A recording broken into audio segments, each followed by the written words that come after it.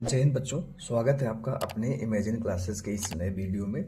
और जैसे कि आप लोगों ने कल बच्चों देखा था, हम लोग चर्चा कर रहे थे क्लास 12th फिजिक्स की, ठीक है। और कल हम लोगों ने पढ़ा था कि मतलब जो भी हमारा इलेक्ट्रॉन होता है, प्रोटॉन होता है, उनकी जो स्थिति होती है वो किसी भी परमाणु, किसी भी एटम के अंदर कैसे होती है, ठीक है। तो बच्चों आज हम लोग यहाँ पे ये पढ़ना शुरू करेंगे, जैसे वैद्युत आवेश क्या होता है। कल हमने बताया था कि एक इलेक्ट्रॉन या एक प्रोटॉन पर कितने आवेश हो सकते हैं, ठीक है। तो बच्चों आज हम यहाँ पे चर्चा करेंगे वैद्युत आवेश के बारे में। यह है वैद्युत आवेश, जिसको अंग्रेजी में बोलते हैं इलेक्ट्रिक चार्ज, ठीक है।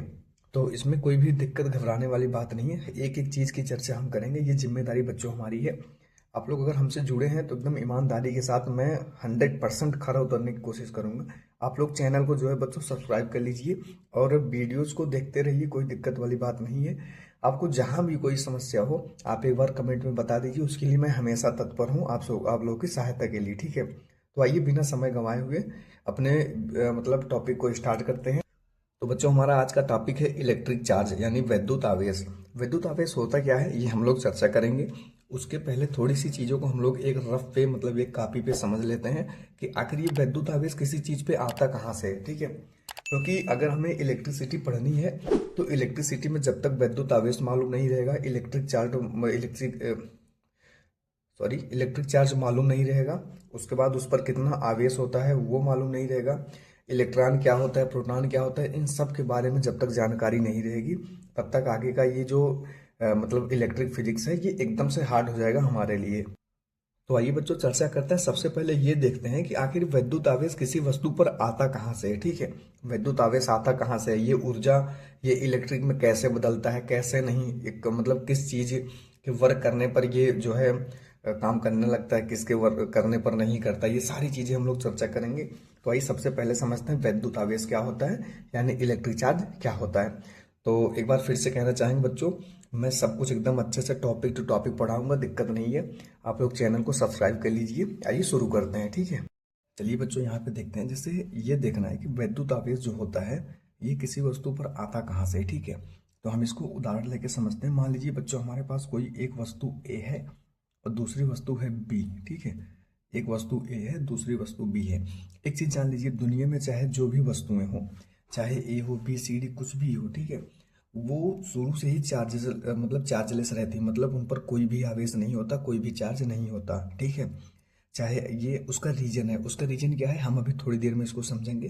पहले ये समझो कि दुनिया की चाहे जो भी वस्तु हो उस पर कोई भी चार्ज नहीं होता स्टार्टिंग में। और दूसरी चीज क्या है, कल हमने बताया था चाहे जो वस्तु हो हर वस्तु पर इलेक्ट्रॉन प्रोटॉन ये सारी चीजें होती हैं, ठीक है। तो हम ये मान के चलते हैं सॉरी, कि इस पर दोनों पर इलेक्ट्रॉन प्रोटॉन की संख्या बराबर है। कल एक चीज आपको बताया था, अगर याद होगा बच्चों यहाँ से, तो जो इलेक्ट्रॉन होता है इस पर होता है निगेटिव चार्ज, और उसके बाद जो हमारा प्रोटॉन होता है इस पर होता है पॉजिटिव चार्ज, ठीक है। यानी इलेक्ट्रॉन पर निगेटिव चार्ज और प्रोटॉन पर होता है पॉजिटिव चार्ज। तो ये चार्ज होता कितना है, इलेक्ट्रॉन पर कितना चार्ज होता है, देखिए जरा सा। तो एक इलेक्ट्रॉन पर जो चार्ज होता है 1.6 गुणे 10⁻⁻⁹ गुलाम होता है। जो प्रोटॉन होता है, प्रोटॉन पर भी इतना ही चार्ज होता है, 1.6 गुणे 10⁻⁻⁹ गुलाम। लेकिन दोस्तों इन दोनों चीजों में एक फर्क है, एक डिफरेंस ये है कि जो सॉरी, जो ये वाला चार्ज होता है ये होता है निगेटिव, यहाँ पे लिखा गया है, और जो ये वाला चार्ज होता है ये है पॉजिटिव, यहाँ पे लिखा गया है। अगर इतनी चीजें समझ गए हैं तो आइए आगे चलते हैं और देखते हैं कि आवेश की उत्पत्ति कैसे होती है, ठीक है। आवेश क्या होता है, चार्ज क्या होता है। तो जैसे मान लीजिए बच्चों हमारे पास यहाँ पे दो वस्तु है, एक वस्तु है ए, फिर से बता देना, एक वस्तु है बी, ठीक है। अगर इन दोनों वस्तुओं को हम आपस में रगड़ते हैं, जैसे इसको पास में लाएं, उसके बाद इसको आपस में रगड़ें, ये ए ये बी है, रगड़ने के बाद हम फिर इन दोनों वस्तुओं को दूर दूर रख दें, मतलब ये दोनों पहले जहां थी, ठीक है। अब रगड़ने पर क्या होगा कि हो सकता है मतलब जो वस्तु ए है इस पर से कुछ इलेक्ट्रॉन चले जाएं बी पे, और हो सकता है जो बी है बी से कुछ इलेक्ट्रॉन चले आए ए पे। यानी कहने का मतलब ये है बच्चों कि बच्चों इलेक्ट्रॉन जो है ए से बी पर भी जा सकता है और बी से ए पर भी आ सकता है, नो डाउट, ठीक है, इसमें कोई दो राय नहीं है। लेकिन एक चीज और है, एक उदाहरण हम आप सबको बताते हैं, मतलब बहुत बढ़िया सा। जब आप लोग छोटे थे तो जैसे जो हमारी पेन होती थी, ठीक है, आप लोग जो है पेन को अपने हेयर में रगड़ते थे, हेयर में रगड़ने के बाद जो है, जो कागज के छोटे छोटे टुकड़े होते थे, वहां पे अगर पेन को लाओ तो कागज के टुकड़े जो है ये पेन में चिपक जाते थे। मतलब जो कागज के टुकड़े होते थे ये ऐसे ऐसे यहाँ पे पेन में चिपक जाते थे। तो उसका रीजन क्या है, उसको हम लोग ऐसे समझ सकते हैं, एक मिनट ध्यान से सुनना, कि जो हमारा बाल होता है, जो हमारा हेयर होता है, जो हमारा बाल होता है, इसको हम मान सकते हैं पहली वस्तु। और जो हमारी पेन होती है, कलम, ठीक है, इसको मान सकते हैं दूसरी वस्तु। तो बच्चों जो बाल है ये पहली वस्तु, पेन दूसरी वस्तु, ऐसे मान सकते हैं।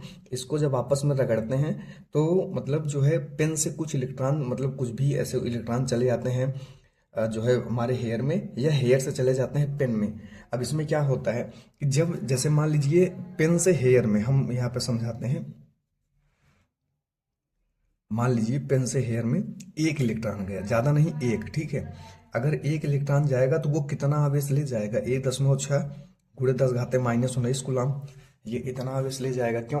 ना तो इससे ज्यादा ले जाएगा ना तो इससे कम ले जाएगा। उसका रीजन है क्योंकि एक इलेक्ट्रॉन इतना ही आवेश ले जा सकता है, इससे ज्यादा या कम नहीं ले जा सकता।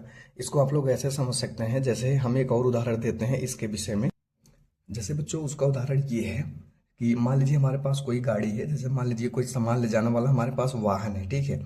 मान लेते हैं ट्रक है, ठीक है, मान लीजिए एक है ट्रक, और इसकी कैपेसिटी मान लो है 20 कुंतल, ठीक है। इसकी कैपेसिटी मान लो कितना है, 20 कुंतल, यानी ये 20 कुंतल, या ऐसा समझो 20 टन है। मतलब ये 20 टन सामान ले जा सकता है। तो अगर 20 टन से 1 ग्राम भी ज्यादा हो तो वो टूट जाएगी। तो इसकी कैपेसिटी 20 टन ही है, 20 टन से ज्यादा ये नहीं ले जा सकता। एक हिसाब से मान सकते, कुछ लोग के मन में ये आएगा सर जी 21-22 भी हो सकता है, हो सकता है, वो बात की बात है, लेकिन मैं बता रहा हूँ जो उसको, मतलब यहाँ पे चीजों को समझने की कोशिश करिए, ज्यादा मतलब ये सब करने की जरूरत नहीं है, हाँ। तो यही चीजें हैं बच्चों। उसके बाद अब ऐसे क्या होता है कि जो एक इलेक्ट्रॉन होता है, इलेक्ट्रॉन का बेसिकली काम क्या होता है, जो इलेक्ट्रॉन होता है ये बैटरी वगैरह में उपस्थित रहते हैं। तो जब एक इलेक्ट्रॉन, यहाँ से देखिए, जब एक इलेक्ट्रॉन किसी एक वस्तु से बी पर जाएगा तो एक इलेक्ट्रॉन जाएगा तो आवेश ले जाएगा 1.6 गुणे 10⁻19 कूलम। अगर 2 इलेक्ट्रॉन जाएगा तो यहाँ से क्या, तब जैसे 2 इलेक्ट्रॉन जाएगा तब कितना आवेश ले जाएगा, जब 2 इलेक्ट्रॉन जाएगा तो 2 गुणे 1.6 गुणे 10⁻19 कूलम। जब 2 इलेक्ट्रॉन जाएगा तो इतना आवेश ले जाएगा, ठीक है। अगर 3 इलेक्ट्रॉन जाएगा तब कितना ले जाएगा, जब बच्चों 3 इलेक्ट्रॉन ले जाएगा तो यहाँ पे 3 से गुणा कर देंगे, 3 गुणे 1.6 गुणे 10⁻19 कूलम। मैं बच्चों गारंटी के साथ कहता हूँ, अभी जो ये समझा रहे हैं थोड़ा समझ लीजिए, उसके बाद जैसे अगला टॉपिक स्टार्ट होगा उसके बाद जो है जैसे सवाल कराएंगे तो वहाँ पे सारे डाउट क्लियर हो जाएंगे, मैं गारंटी के साथ कर रहा हूँ, इसमें कोई दो राय है ही नहीं। क्योंकि जितने भी सवाल हैं बच्चों सारे सवाल कराए जाएंगे, एक एक सवाल, उसमें मतलब दिक्कत आपको नहीं लेना है, ये मेरी जिम्मेदारी है कि सवाल को, एक एक सवाल को कराना, मतलब एक टॉपिक पे कम से कम 10 सवाल कराएंगे, चाहे चार्ज हो चाहे और कुछ चीज़ हो, वो जिम्मेदारी मेरी है, ठीक है। तो आइए आगे बढ़ते हैं। इसमें वैद्युत आवेश क्या होता है कोशिश करते हैं, समझ गए होंगे आप लोग, मेरी जहां तक उम्मीद है। ये सब तो बच्चों ठीक है समझ गए। अगर मान लीजिए कोई पूछे आपसे परिभाषा में कि वैद्युत आवेश होता क्या है, यानी इलेक्ट्रिक चार्ज कहते किसे हैं, हम बताते हैं इलेक्ट्रिक चार्ज क्या होता है। जैसे एक लाइन में उसकी परिभाषा, उसकी डिफिनीशन कैसे आप लोग बताएंगे। इलेक्ट्रिक चार्ज क्या होता है, मतलब वैद्युत आवेश क्या होता है। अगर कोई पूछे कि वैद्युत आवेश होता क्या है, तो वैद्युत आवेश के लिए क्या परिभाषा देंगे आप लोग, उसकी क्या डिफिनीशन देंगे, ठीक है। उसकी क्या डिफिनीशन होगी मैं बता रहा हूँ, 1 मिनट रुकिए, ठीक है। अगर कोई इसकी डिफिनीशन पूछे तो आइए पहले डिफिनीशन देखते हैं। डिफिनीशन के बाद डिफिनीशन को भी अलग से समझेंगे कि आखिर ये ऐसा क्यों कह रहा है, इसका कहने का मतलब क्या है, ठीक है। फिर आवेश होता कितने प्रकार का है ये देखेंगे, मतलब आवेशों के प्रकार देखेंगे, कैसे मतलब आगे चीजें होती, ये सारी चीजें देखेंगे। आइए पहले हम लोग डिफिनीशन देख लेते हैं कि आवेश को एक लाइन में कैसे परिभाषित करेंगे, ओके। तो चलिए दोस्तों, यहाँ पे जैसे बच्चों बता रहा है कि आवेश की परिभाषा क्या होती है, तो पहले यहाँ पे देख लो, शुरू कर रहा है कि जब दो वस्तुओं का आपस में रगड़ा जाता है तो पदार्थ हल्की हल्की वस्तुओं को आकर्षित करने लगते हैं। इस स्थिति में ये पदार्थ आवेशमय या विद्युतमय कहलाते हैं। उदाहरण के लिए कांच की छड़ और रेशम। तो कांच की छड़ और रेशम का कहने का ये मतलब है कि जैसे हमने आपको समझाने के लिए जो है उदाहरण दिया कलम का और बाल का, ठीक है। अब जैसे इसमें कह रहा है कांच की छड़ और रेशम, तो कांच का छड़ सब लोग जानते हैं, लेकिन रेशम क्या होता है बहुत लोग कंफ्यूज हो जाएंगे, इसलिए हमने इसका उदाहरण नहीं दिया। जैसे कांच की छड़ और रेशम हो गया, उसके बाद एक और जैसे एबोनाइट की छड़, उसके बाद बिल्ली की खाल हो गई, ऐसे भी रगड़ने पर चीजें जो है आवेशित हो जाती हैं। ये होता है फ्रिक्शन के कारण। ओके बच्चों, तो आइए एक लाइन में समझते हैं। कह रहा है कि किसी वस्तु पर, ये देखिए, ये कह रहा है किसी वस्तु पर इलेक्ट्रॉनों की अधिकता या कमी को विद्युत आवेश कहते हैं। बिल्कुल कहते हैं विद्युत आवेश। अभी यही तो हम बताएं। जैसे आइए एक बार इसको और अच्छे समझा देते हैं। किसी वस्तु पर आवेशों की कमी, मतलब सॉरी, किसी वस्तु पर इलेक्ट्रॉनों की कमी या अधिकता के कारण जो कमी या अधिकता होती है उसको विद्युत आवेश कहते हैं। ठीक है, अब किसी वस्तु पर इलेक्ट्रॉनों की कमी कैसे होगी, अभी हम जस्ट थोड़ी देर पहले यहाँ पे समझाएं। इधर देख लीजिए जो समझाया।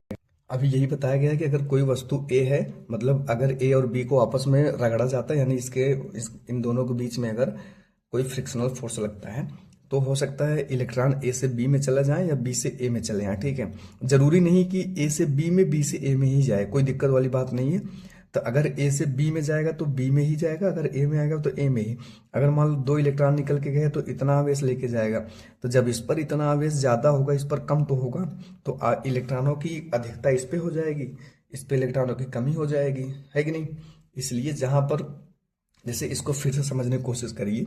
अगर इलेक्ट्रॉन ए से बी पे जाएगा तो बी पे इलेक्ट्रॉन ज्यादा हो जाएगा, तो अगर ए से गया है तो ए पे इलेक्ट्रॉन कम हो जाएगा, इसमें दो राय है ही नहीं। यही बात है। तो बच्चों ये तो समझ गए आप लोग। अब जो है आवेश, आवेश कितने प्रकार के होते हैं इसकी चर्चा करते हैं, और आगे हम लोग समझेंगे कि जैसे और चीजें कैसे होती हैं। अभी तो शुरुआत है, कोई दिक्कत नहीं है। जैसे जैसे आप लोग एकदम गहराई में चलेंगे, टॉपिक ज्यादा से ज्यादा मतलब अपना प्रिपेयर तैयार करेंगे, वैसे इन सारी चीजों में एक से बढ़ के एक चीजें मिलेंगी, मैं गारंटी देता हूँ। एकदम सब चीज एकदम बढ़िया से मैं कराऊंगा, कोई दिक्कत वाली बात इसमें नहीं है। आइए देखते हैं कि आवेशों का प्रकार, आवेश होते कितने प्रकार के हैं। ठीक है, तो बच्चों आवेशों के प्रकार में यहाँ देखते हैं कि जो आवेश होता है ये 2 प्रकार का होता है। ठीक है, आवेश कितने प्रकार के होते हैं, 2 प्रकार के होते हैं।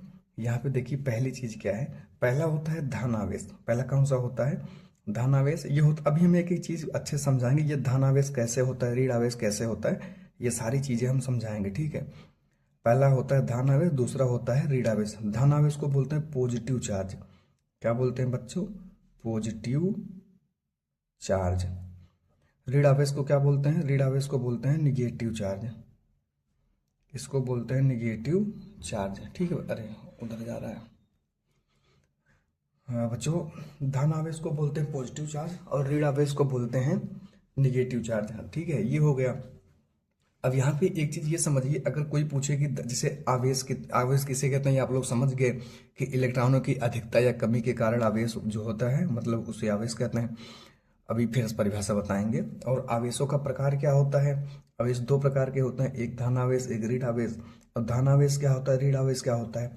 तो अगर कोई पूछे धन आवेश क्या होता है, तो एक लाइन में परिभाषा कैसे बताएंगे उसको समझ लीजिए, फिर हम बताते हैं कि ऐसा होता क्या, उसके पीछे का रीजन बता रहे हैं। ठीक है, ऐसा क्यों कहना है। तो सबसे पहले धन आवेश देखते हैं। तो धन आवेश किसे कहते हैं, अगर कोई पूछे धन आवेश क्या होता है, तो आपको बस एक लाइन में ये कहना है कि आवेशों की, मतलब सॉरी, इलेक्ट्रॉनों की कमी के कारण, मतलब इलेक्ट्रॉनों की कमी के कारण जो आवेश उत्पन्न होता है,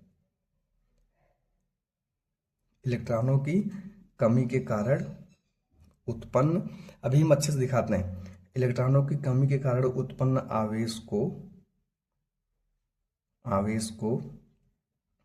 पॉजिटिव चार्ज या धन आवेश कहते हैं। पॉजिटिव चार्ज, आप लोग इसको अच्छे से लिख लीजिए, चार्ज आवेश कहते हैं।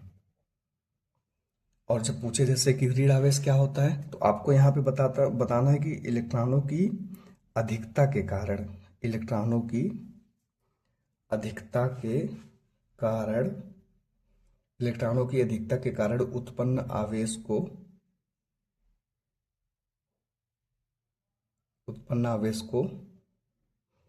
ऋण आवेश कहते हैं, ऋण आवेश कहते हैं। अब ऐसा क्यों होता है, आइए हम एक चीज आपको बताते हैं। जैसे देखिए, जैसे आवेशों के प्रकार, धन आवेश, ऋण आवेश, ये तो समझ गए एक लाइन में। अभी हम यहाँ से भी आपको दिखा देते हैं कि इसमें चीजें क्या हैं, फिर उसके बाद हम इसके पीछे का रीजन और फिजिक्स, इसके पीछे का समझाते हैं कि ऐसा क्यों होता है, इलेक्ट्रॉनों की कमी के कारण धन आवेश कैसे होगा, और इलेक्ट्रॉनों की अधिकता के कारण ऋण आवेश कैसे होगा। ठीक है, ये समझाते हैं। पहले एक चीज आप लोग इसकी परिभाषा, ये तो ठीक है, कोई दिक्कत नहीं, एक बार अच्छे से दिखाते हैं, उसको आप लोग नोट करना चाहो तो नोट कर लीजिए बड़े आराम से।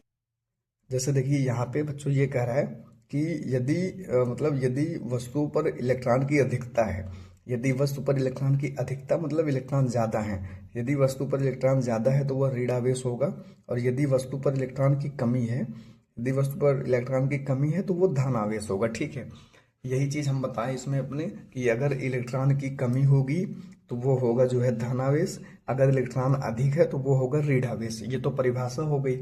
अब इसके पीछे का रीजन क्या है, इसके पीछे का फिजिक्स क्या है, आइए इसको हम लोग जो है समझते हुए चलते हैं कि इसका ऐसा कहने का मतलब क्या है। बच्चों ये टॉपिक एकदम ध्यान से समझिएगा, क्योंकि ये समझ लीजिए बहुत इंपॉर्टेंट, बहुत मोस्ट पावरफुल है। ठीक है, मतलब पावरफुल नहीं लेकिन बहुत ज़्यादा ज़रूरी है आपके बोर्ड के पेपर के पॉइंट ऑफ व्यू से। ठीक है, तो हम बच्चों ये कहना चाहते हैं, जैसे मान लीजिए अब इलेक्ट्रॉन की कमी और अधिकता क्या, उसको आइए समझते हैं।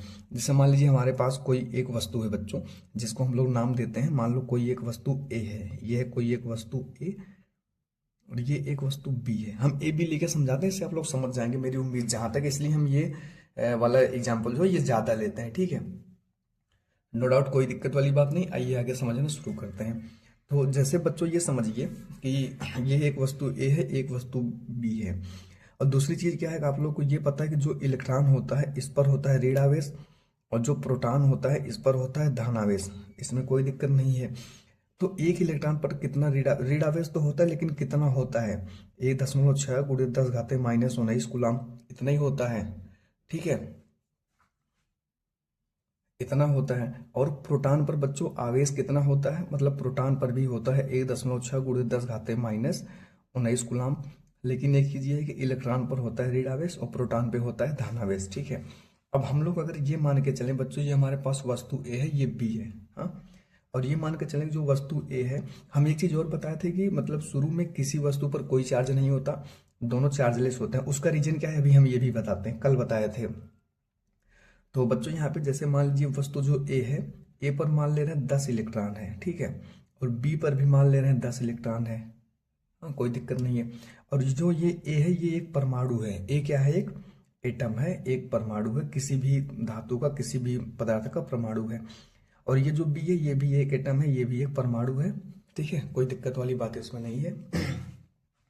अब यहाँ पे देखना ये है कि जो इलेक्ट्रॉन यहाँ पे है, मतलब 10 इलेक्ट्रॉन यहाँ पर भी है, और इलेक्ट्रॉन पर माइनस चार्ज होता है और प्रोटॉन पर प्लस चार्ज होता है। यहाँ पे प्रोटॉन नहीं इलेक्ट्रॉन है, इस बात को फिर से देखना। ठीक है, अब आइए आगे चलते हैं। तो अब हम क्या करें, इन दोनों वस्तुओं को आपस में रगड़ें, इन दोनों वस्तुओं को आपस में क्या करें, हम रगड़ें। तो जैसे पास में लाकर इसको रगड़ेंगे। अब इसको पास में लाकर रगड़ने के बाद बच्चों वस्तुओं को फिर हम ऐसे दूर दूर रख दें, मतलब इनकी स्थिति पहले जहाँ थी ना, उनको फिर से यहीं पे क्या करना है, रख देना है। अब यहाँ पे हमें रगड़ने के बाद एक डिफरेंस देखने को मिलता है।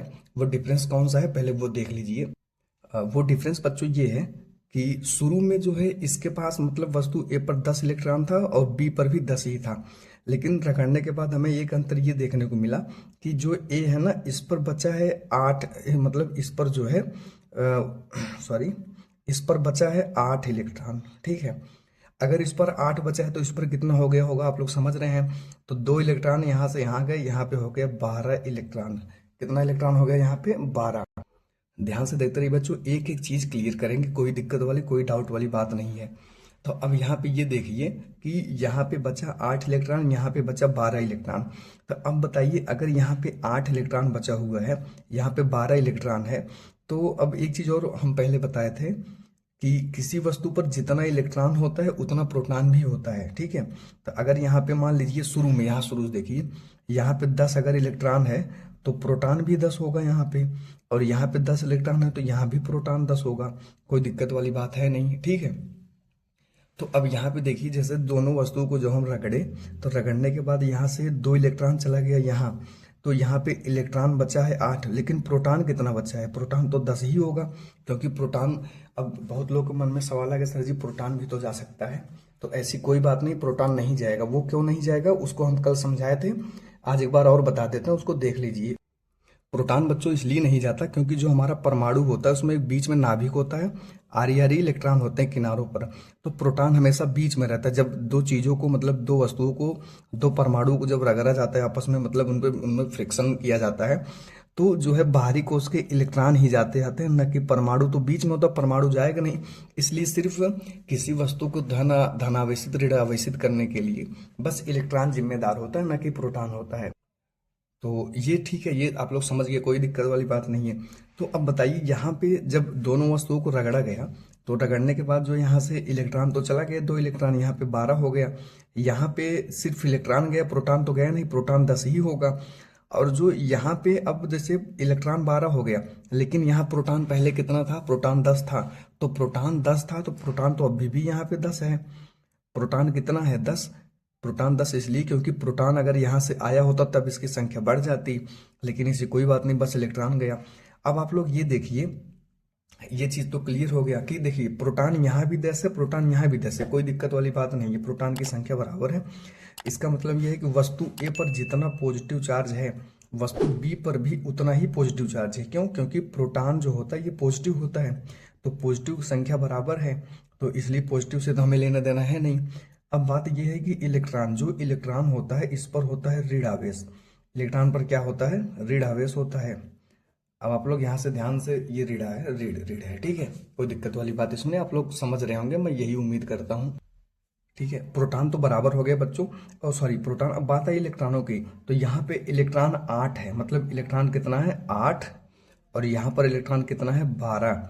अब आप लोग एक चीज ये जानते हैं कि जो इलेक्ट्रॉन होता है बच्चों उस पर होता है ऋण आवेश। तो इलेक्ट्रॉन पर क्या होता है, ऋण आवेश, और प्रोटॉन पर क्या होता है, धन आवेश। अच्छा, यहाँ पे देखा जाए, मतलब जो वस्तु ए है, वस्तु ए पर प्रोटॉन ज्यादा है, या मतलब प्रोटॉन कितना है, 10 है, और वस्तु बी पर प्रोटॉन कितना है, ये 10 है। तो एक चीज देखा जाए अगर ये, तो यहाँ पर जब मतलब देखिए प्रोटॉन 10 है, अभी ए की बात करें, और इलेक्ट्रॉन जो है 8 है। तो अब बताइए, जैसे प्रोटॉन 10 है, इलेक्ट्रॉन 8 है, तो किसका प्रभाव ज्यादा होगा, प्रोटॉन का कि इलेक्ट्रॉन का? जाहिर सी बात है, अगर प्रोटॉन ज्यादा है तो इसका पावर ज्यादा होगा प्रोटॉन का। और प्रोटॉन पर होता है प्लस चार्ज, प्रोटॉन पर क्या होता है, प्लस चार्ज, ठीक है। अगर प्रोटॉन पर प्लस चार्ज होता है तो इसका मतलब प्रोटॉन का प्रभाव ज्यादा रहेगा, और वस्तु ए पर प्लस ज्यादा है, मतलब प्लस पर होता है धन आवेश, इसलिए वस्तु ए जो है ये हो जाती है धन आवेशित। कैसे हो जाती है, धन आवेशित, ये हो जाती है धन आवेशित।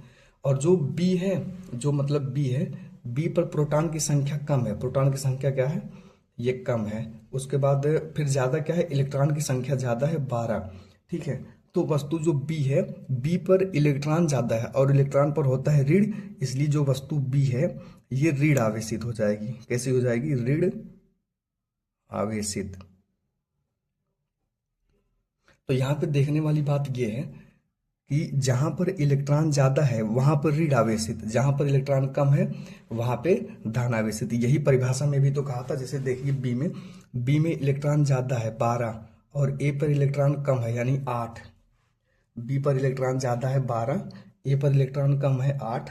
तो जहां पर इलेक्ट्रॉनों की संख्या ज्यादा वो ऋण आवेश, ठीक है। फिर से देखिए, जहां पर इलेक्ट्रॉनों की संख्या ज्यादा वो ऋण आवेश, जहां पर इलेक्ट्रॉनों की संख्या कम वो धन आवेश। परिभाषा में भी यही कहा था कि इलेक्ट्रॉनों की अधिकता के कारण उत्पन्न आवेश को ऋण आवेश कहते हैं। मतलब देखिए, इलेक्ट्रॉन अधिक मतलब होता है ज्यादा, तो इलेक्ट्रॉनों की अधिकता के कारण उत्पन्न आवेश को ऋण आवेश, और इलेक्ट्रॉनों की कमी के कारण उत्पन्न आवेश को सॉरी गलत बोल दिया, इलेक्ट्रॉनों की अधिकता के कारण उत्पन्न आवेश को ऋण आवेश, इलेक्ट्रॉनों की कमी के कारण उत्पन्न आवेश को धन आवेश। अब आइए एक बार परिभाषा को हम और दिखा देते हैं आप लोग। देखिए वही चीज यहाँ पे है, कह रहा है कि यदि इलेक्ट्रॉनों पर मतलब यदि वस्तु पर इलेक्ट्रॉनों की अधिकता है यानी इलेक्ट्रॉन ज्यादा है तो वह ऋण आवेश होगी, ऋण आवेशित। यदि वस्तु पर इलेक्ट्रॉनों की कमी है यानी इलेक्ट्रॉन कम है तो वह कैसी होगी, धन आवेशित होगी, ठीक है। अब यही चीज यहाँ पे समझा रहे थे, ये हो गया हमारे हिसाब से।